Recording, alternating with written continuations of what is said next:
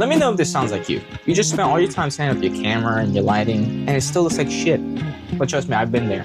But let me show you how I get my lighting to go from this to this. Now, let's get into it. Now, I like to think of lighting like in layers, right? Kind of think of your editing software, for example. A lot of them are layer based, and the more layers you add, the better your product looks. So in this case, we're gonna build up the lighting with layers. Now, as you can see here, my face is in the dark. It's very dark. That's why we're gonna be using this newer light strip band bar.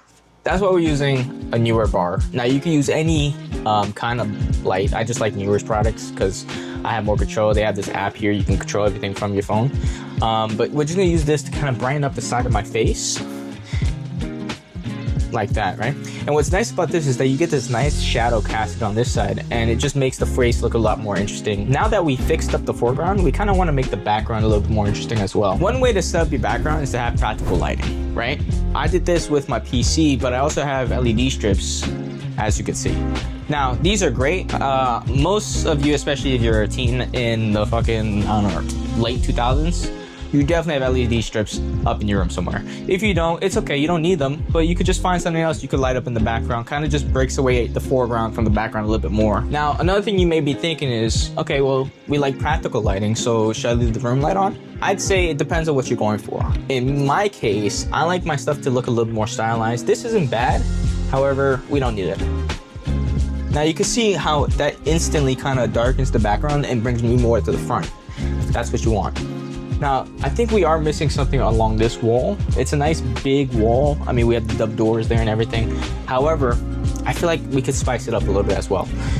For me, in my case, I'm gonna be using this 10 watts max small rig spotlight. I don't know what they're called, to be honest.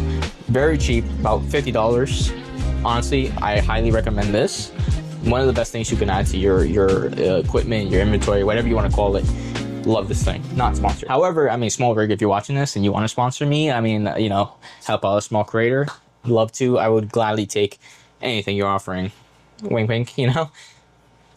Anyway, just turn this on. And as you can see, just by implementing that one extra light, it really adds a much needed texture to the lighting in the background. And it just makes it look just a little bit more professional. Now, the cool thing is with those small rig lights, they come with these stencils that allow you to switch out the pattern for anything you want, really. Well, not anything, but you're limited to these, but there's a lot of options. Like, I mean, just look at these, right? Again, not a sponsorship, but these are just equipments that I wish I would have known coming out of the gate when I started buying my stuff. But again, thanks for watching, and till next time.